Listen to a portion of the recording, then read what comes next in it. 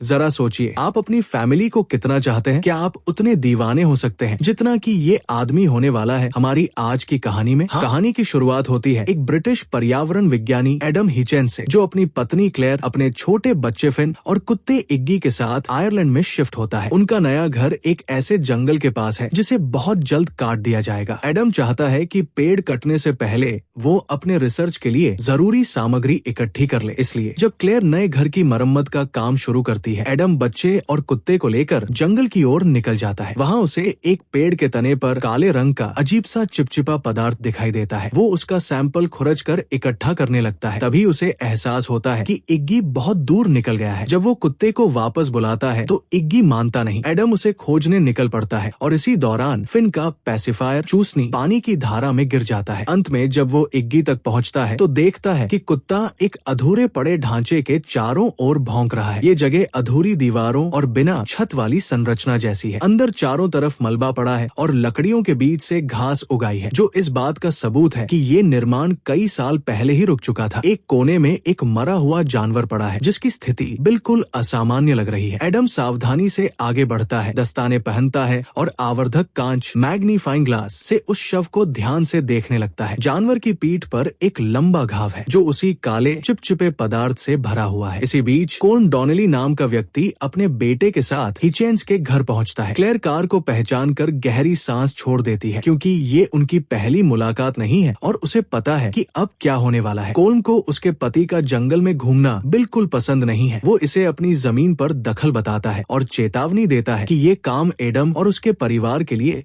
बेहद खतरनाक हो सकता है। क्लेयर किसी तरह उसे टालना चाहती है और वादा करती है कि एडम को उससे मिलने भेज देगी ताकि वो गंभीर बातचीत कर सके। लेकिन कोल्म बार बार जोर डालता है कि ये मुलाकात आज ही होनी चाहिए। आखिरकार जब वो चला जाता है तो क्लेयर चैन की सांस लेती है और घर में दाखिल होती है, लेकिन हैरान रह जाती है ये देखकर कि एडम तो पहले ही लौट चुका है और पीछे के दरवाजे से अंदर आ रहा है। एडम अपने आज के सैंपल कलेक्शन को लेकर बेहद उत्साहित है और क्लेयर पर ध्यान ही नहीं देता। वो कहता है कि वो जल्द ही उस चिड़चिड़े पड़ोसी को मना लेगा। बाद में एडम माइक्रोस्कोप से सैंपल्स देख रहा होता है और उसे एक अजीब सा दृश्य दिखाई देता है। एक कोशिका दूसरी कोशिका पर हमला कर रही है। दूसरी कोशिका धीरे धीरे पहली जैसी बन जाती है, जैसे कि वो संक्रमित हो गई हो। इसी दौरान क्लेयर बच्चे को सुलाने की कोशिश कर रही होती है। तभी ऊपर से काला चिपचिपा तरल टपकने लगता है और सीधे बच्चे के कंबल पर गिरता है। क्लेयर तुरंत एडम को बताती है कि छत में रिसाव हो रहा है और उससे अटारी एटेक में जाकर देखने के लिए कहती है। एडम ऊपर जाकर अटारी की जांच करता है, लेकिन उसका ध्यान वहाँ पड़े पुराने रिकॉर्ड प्लेयर्स के डिस्क पर अटक जाता है। इसी चक्कर में वो ये नोटिस नहीं कर पाता कि दीवार के एक कोने से काला पदार्थ बालों की तरह उग रहा है। एडम नीचे लौटकर क्लेयर को आश्वस्त करता है कि सब ठीक है और ये केवल नमी की वजह से हो रहा होगा। फिर वो क्लेयर को कॉर्डिसेप्स नामक परजीवी फंगस की तस्वीरें दिखाता है। वो समझाता है कि ये एक तरह का ट्रोजन हॉर्स है जो चींटी के सिर में घुसकर उसके दिमाग पर नियंत्रण कर लेता है। इसके बाद चींटी पूरी कॉलोनी तक इस फंगस को फैला देती है। क्लेयर को ये बातें घिनौनी लगती है, लेकिन एडम को फंगस के बारे में इतना बोलने में इतना मजा आता है कि उसका मूड कुछ और ही हो जाता है। क्लेयर भी थोड़ी देर में उसी मूड में आने लगती है, लेकिन तभी बेबी मॉनिटर से फिन के रोने की आवाज आती है। क्लेयर बच्चे की ओर जाती है, तभी अचानक कांच टूटने की आवाज आती है और फिन की रोने की आवाज चीख में बदल जाती है। क्लेयर सीढ़ियां चढ़कर दौड़ती है और दरवाजा जोर से बंद होता है, लेकिन वो खोलने में सफल होती है और बच्चे को उठा लेती है। एडम देखता है कि कमरे का लैंप गिरा हुआ है और खिड़की का शीशा टूटा हुआ है। वो अंदाजा लगाता है कि किसी ने पत्थर फेंका होगा। बाहर कोई नजर नहीं आता, लेकिन वो मान लेता है कि ये कोल्म की हरकत है, क्योंकि वो उसकी बैठक में नहीं पहुंचा। कुछ ही देर में पुलिस आ जाती है, लेकिन उनकी प्रतिक्रिया लापरवाह होती है। वे कहते हैं कि ये तो शायद कोई भटकी हुई चिड़िया रही होगी। क्लेयर गुस्से में उन्हें समझाने की कोशिश करती है कि इस मोहल्ले में लोग उनके परिवार को ठीक से स्वीकार नहीं कर रहे हैं। हैरानी की बात यह है कि पुलिस वाला भी उनके आने से खुश नहीं है। वो कहता है कि यहाँ के लोग अंधविश्वासों से भरे हुए हैं। उनमें से एक मान्यता यह है कि जंगल द हेलो का है, यानी रहस्यमयी जीवों का, जैसे परिया और गोबलिन। एडम ये सुनकर आंखें घुमा देता है और पुलिस वाले की बुद्धिमत्ता पर शक करता है, लेकिन वो खुद ये दावा करता है कि उसे इन बातों पर विश्वास नहीं है। इसके बावजूद मोहल्ले में बढ़ती बेचैनी ये दिखाने के लिए काफी है कि जब कोई इंसान ऐसी जगह छेड़छाड़ करता है तो लोग असहज हो जाते हैं। पुलिस वाला ये भी बताता है कि कोल्म डॉनली की एक छोटी बेटी थी जिसका नाम कोरा था। एक दिन वो जंगल में खो गई और कभी घर नहीं लौटी। आज तक कोल्म का मानना है कि उस बच्ची को जंगल के जीव उठा ले गए। पुलिस के जाने के बाद एडम ये तय करता है कि वो कोल्म के खिलाफ सबूत इकट्ठा करेगा, क्योंकि उसे चिड़िया वाली थ्योरी पर यकीन नहीं है। रात को वो अपने घर के पीछे तस्वीरें खींच रहा होता है, तभी झाड़ियों से आवाज आती है। जिज्ञासा में वह कैमरा झाड़ियों की ओर करता है और फ्लैश दबाता है। एक पल के लिए कैमरे की रोशनी में दो चमकती आंखें दिखाई देती है, पर वो दृश्य इतना क्षणिक था कि एडम सोचता है शायद ये उसका भ्रम था। इग्गी का व्यवहार उसे और चिंतित कर देता है। कुत्ता लगातार गुर्रा रहा है और शेड की ओर भौंक रहा है। एडम पास जाकर अंदर से किसी इंसान जैसी सिसकी सुनता है और जांच करने के लिए दरवाजा खोलता है, लेकिन अंदर केवल बेकार का सामान पड़ा मिलता है। जैसे ही वो बाहर निकलता है, शेड का दरवाजा फिर से अपने आप खुल जाता है और इस बार हमें एक मानव शिशु की हल्की रोने की आवाज सुनाई देती है। अगले दिन एडम अपनी पत्नी से वादा करता है कि वो खिड़की ठीक करने के बाद कोल्म से मिलने जाएगा। क्लेयर घर पर इग्गी के साथ रुक जाती है और वो फिन को लेकर शहर निकल पड़ता है। क्लेयर जब बच्चे का कमरा साफ कर रही होती है तो देखती है कि काला चिपचिपा पदार्थ बिस्तर की चादर पर जमकर एक भयावह फंगस जैसा रूप ले चुका है। उसे ये पता नहीं है कि इग्गी फिर से झाड़ियों को घूर रहा है और धीरे धीरे जंगल की ओर बढ़ रहा है। उधर शहर में एडम खिड़की लेकर कांच बनाने वाले थॉमस के पास पहुंचता है। थॉमस उसे पहचान लेता है और बिना झिझक सीधे अलौकिक जीवों की बातें करने लगता है। उसका कहना है कि जिस तथाकथित चिड़िया ने हमला किया वो दरअसल द हेलो का ही रूप है और जिस तरह ये जंगल पर कब्जा कर रहा है उसी तरह ये अब एडम के घर में भी घुस चुका है। वो खिड़की ठीक करने के लिए मान जाता है, लेकिन ये भी चेतावनी देता है कि अगर धातु का हिस्सा न लगाया जाए तो ज्यादा फायदा नहीं होगा। उसी समय कॉलम अपने बेटे के साथ अचानक क्लेयर के घर पहुंच जाता है। क्लेयर घबरा जाती है क्योंकि बिना बताए कोई अजनबी उसके घर के अंदर खड़ा है। कॉलम गुस्से में उसे डांटता है और कहता है कि उसने उसकी चेतावनियों को नजरअंदाज किया और ये भी कि वो पागल नहीं है जैसा क्लेयर सोचती है। क्लेयर की आंखों में आंसू आ जाते हैं जब कॉलम जेब में हाथ डालता है, लेकिन असल में वो बस एक पुरानी किताब देना चाहता है। वो किताब मेज पर रखकर बिना कुछ और बोले चला जाता है। घर लौटते वक्त एडम नीचे झुककर बच्चे का गिरा हुआ खिलौना उठाता है और थोड़ी देर के लिए सड़क से ध्यान हटा देता है। उसी बीच उसकी गाड़ी लगभग कॉलम से टकरा जाती है जो खेत से लौट रहा होता है। एडम समय रहते ब्रेक मार देता है और दोनों के बीच खतरनाक नजरों का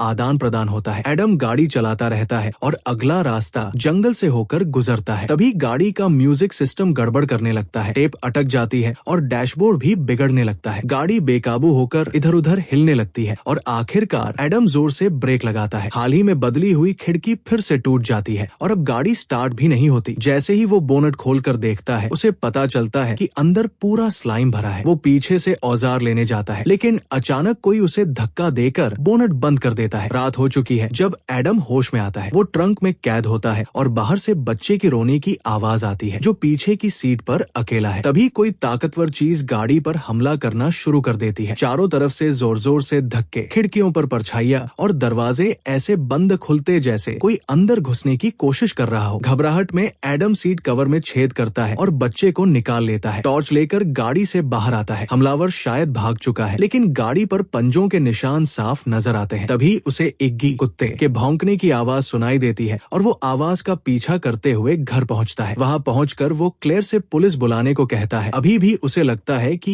ये सब कॉलम ही कर रहा है। क्लेयर हैरान होती है उसे राइफल पकड़े देखकर, लेकिन एडम कहता है ये तो बस एहतियात है। दोनों ऊपर जाते हैं, तभी अचानक बिजली चली जाती है और कई खिड़कियां एक साथ टूट जाती है। एडम क्लेयर और बच्चे को कमरे में बंद रहने की हिदायत देकर खुद नीचे जाता है। एक कमरे से अजीब रोशनी की चमक आ रही होती है। धीरे से दरवाजा खोलता है तो अंदर से कानफाड़ देने वाली चीख निकलती है। एडम गोली चला देता है और ऊपर क्लेयर घबराकर चीख पड़ती है, लेकिन थोड़ी ही देर में एडम को एहसास होता है कि अंदर कोई नहीं था। वो आवाज दरवाजे की चरमराहट थी और चमक उसकी अपनी कैमरा फ्लैश की थी। इसके बावजूद साफ है कि घर में कोई घुस आया था, क्योंकि सब कुछ बिखरा हुआ था। गुस्से में एडम कॉलम को गालियां देता है और उसकी दी हुई किताब का मजाक उड़ाता है। क्लेयर उसे समझाती है कि सही हो या गलत, अभी के लिए घर छोड़ देना ही बेहतर है। जल्दी से सामान समेटकर दोनों इग्गी को ढूंढने निकलते हैं और एडम उसे शेड में पाता है, लेकिन कुत्ते के मुंह में कुछ खून से लथपथ है। उसका शरीर खून से सना है और एक आंख गजब तरीके से लाल है। एडम इसे भी कॉलम की करतूत मानकर गुस्से में उसे पट्टा पहनाता है और सबको गाड़ी तक ले जाता है। लेकिन जैसे ही वो वहाँ पहुँचते हैं, इग्गी बेचैन होकर पट्टा छुड़ा लेता है और भाग जाता है। कुछ ही देर बाद उनके कानों में इग्गी की भौंकने की आवाज दर्दनाक चीख में बदल जाती है, जैसे उसका शरीर फाड़ा जा रहा हो। ये सुनकर दोनों डर जाते हैं और गाड़ी ठीक करने की कोशिश करते हैं, जिसका इंजन अब चिपचिपे धागों जैसे फंगस से भर चुका है। तभी क्लेयर पीछे देखती है और पत्थर की तरह जम जाती है। जंगल से कई डरावने जीव रेंगते हुए बाहर आ रहे होते हैं और सीधा उनकी ओर बढ़ रहे होते हैं। घबराहट में क्लेयर एक्सेलरेटर दबा देती है और गाड़ी स्टार्ट हो जाती है। लेकिन जब एडम बोन्ड बंद करता है, क्लेयर उसके पीछे खड़े राक्षसों की कतार देखती है और चिल्ला पड़ती है। एडम फौरन गाड़ी में कूदता है और दोनों हाईवे तक पहुंचने की कोशिश करते हैं, लेकिन अब गाड़ी का पीछा जीव कर रहे हैं। वो उस पर गाढ़ा स्लाइम फेंकते हैं और पिछली खिड़कियां तोड़ देते हैं। अचानक उनके सामने एक ज़ॉम्बी जैसी लड़की खड़ी हो जाती है और क्लेयर स्टीयरिंग पर काबू खो देती है। गाड़ी ढलान से नीचे जाकर टकरा जाती है। मजबूर होकर दोनों वापस घर की तरफ भागते हैं और हाफते हुए मानते हैं कि हेलो सचमुच मौजूद है। एडम चाबी के छेद से झांककर देखता है कि कहीं पीछे से कोई आया तो नहीं। तभी अचानक कुछ उसकी आंख पर चोट करता है। दरवाजा बुरी तरह हिलने लगता है और कीहोल से स्लाइम की पतली धार अंदर आती है। जब आवाज थम जाती है, एडम बिना सोचे दरवाजा खोलता है और टॉर्च की रोशनी सीधा उस भयानक जीव पर डाल देता है। जैसे ही जीव पीछे हटकर चीखता है, उसे समझ आता है कि ये प्रजाति रोशनी से डरती है। तब वो तय करता है कि जनरेटर चालू करना होगा। इसके लिए उसे बाहर जाना पड़ेगा। पहले वो क्लेयर और फिन को अटारी अटैक में भेज देता है और कहता है ट्रैपडोर मजबूती से बंद रखना। एडम शेड में पहुंचता है और देखता है कि वहाँ भी स्लाइम हर जगह फैल चुका है, यहाँ तक कि सर्किट बॉक्स तक। उधर क्लेयर अटारी में देखती है कि नमी अस्वाभाविक तेजी से बढ़ रही है और लकड़ी टूटने लगी है। वो पति को चेतावनी देने की कोशिश करती है, लेकिन बेबी मॉनिटर की रेंज बहुत कम है और उसे सिर्फ स्टैटिक सुनाई देता है। क्लेयर बच्चे को बचाने के लिए ट्रैपडोर को कसकर पकड़े रहती है। तभी एक चिपचिपा हाथ लकड़ी तोड़कर अंदर आता है। पंजा हवा में उसके चेहरे को ढूंढ रहा होता है, जबकि और भी जीव छत पर आकर शिंगल्स में छेद कर रहे होते हैं। शेड में एडम दर्द से तड़प रहा होता है और भ्रम देखने लगता है, लेकिन किसी तरह खुद को संभालता है। पंजे का सिरा लगभग क्लेयर की आंख तक पहुंचने ही वाला होता है कि तभी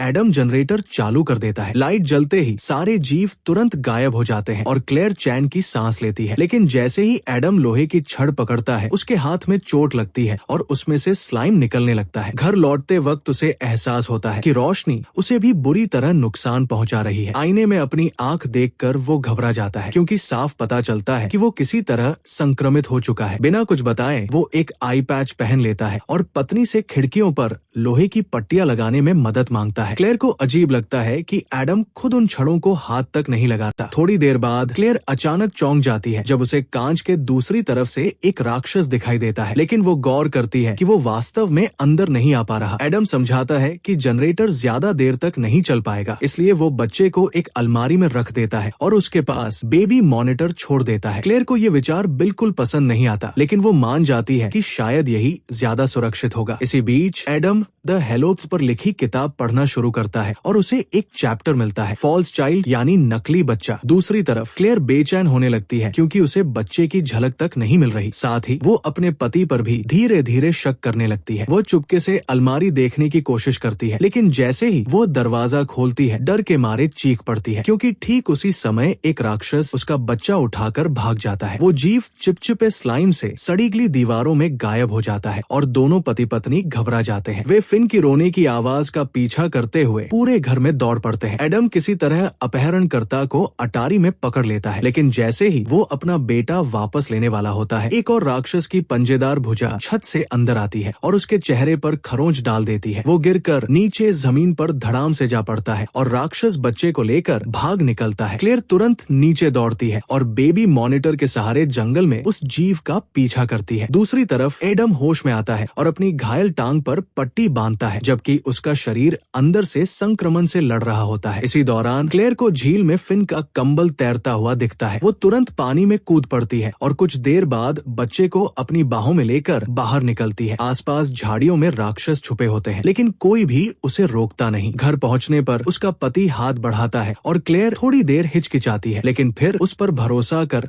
बच्चे को सौंप देती है। ये उसका सबसे बड़ा अफसोस बन जाता है, क्योंकि एडम कहने लगता है कि ये उनका बच्चा नहीं है, है। क्लेयर को अचानक वो चींटियों वाली कहानी याद आती है और वो कहती है कि ये सब फंगस फफूंदी उसके दिमाग पर असर डाल रही है। लेकिन एडम बार बार जोर देता है कि ये बच्चा झूठा है, नकली है। वो क्लेयर को धक्का देकर अलग करता है और बच्चे को धमकाने लगता है, यहाँ तक कि उसकी पेशानी पर कील तक रख देता है। एडम की आंखों को सचमुच ये बच्चा बदलता हुआ दिख रहा होता है, लेकिन जब क्लेयर पीछे से उस पर वार करती है और बच्चे को छीन लेती है तो उसका चेहरा बिल्कुल सामान्य दिखता है। वो दौड़कर शेड में जाती है और अंदर से दरवाजा बंद कर देती है। उसका पति लगातार पीछा कर रहा होता है। दरवाजे के बाहर खड़े होकर एडम कसम खाता है कि ये बच्चा बुरा है और कहता है कि असली फिन को राक्षस इतनी आसानी से वापस नहीं कर सकते थे। उसकी बातें कहीं न कहीं तार्किक भी लगती है, लेकिन उसकी आवाज बहुत तेजी से बदल रही होती है। क्लेयर दरारों से झांककर देखती है कि उसका चेहरा भी अब बदल रहा है। जैसे ही वो दरवाजा तोड़कर अंदर घुसता है, क्लेयर उस पर तेज रोशनी डालती है और दरांती साइट लेकर खुद को बचाने की कोशिश करती है। अब वो समझ चुकी होती है कि एडम भी द हेलो का हिस्सा बन चुका है। एडम दर्द से तड़पता है और उसके शरीर के अंदर से फफूंद निकलती हुई दिखाई देती है। क्लेयर को उस पर दया आती है, लेकिन जब वो उसकी टांग पकड़ लेता है तो वो मजबूरी में उसे वही छोड़ देती है और कैमरा लेकर भाग जाती है। एडम अब लगभग पूरी तरह बदल चुका होता है। थोड़ी देर बाद वो आग जलती दरांती के साथ अपनी पत्नी के पीछे निकल पड़ता है। जंगल में उसे अधूरी बनी एक इमारत मिलती है जहाँ उसका कुत्ता इगी भी पूरी तरह से बदल चुका होता है। राक्षस धीरे धीरे वहाँ आने लगते हैं, लेकिन आग की रोशनी उन्हें रोक देती है। काफी देर तक भागते भागते क्लेयर पास के एक घर तक पहुँचती है और मदद मांगने के लिए दरवाजा खटखटाती है। दरवाजा खोलता है कोल्म, लेकिन वो उसके ऊपर बंदूक तान देता है और निर्दयता से उसे बाहर निकाल देता है, क्योंकि उसे डर होता है कि उसकी मौजूदगी राक्षसों को खींच लाएगी। उधर एडम उसी खंडहरनुमा ढांचे में मशाल लेकर राक्षसों से जूझता है और एक बच्ची तक पहुंच जाता है जो पूरी तरह से बदल चुकी होती है। वो समझ जाता है कि ये कोरा है, कोल्म की बेटी, और उसकी गोद में जो बच्चा है वही असली फिन है। वो अपना हाथ बढ़ाता है तो कोरा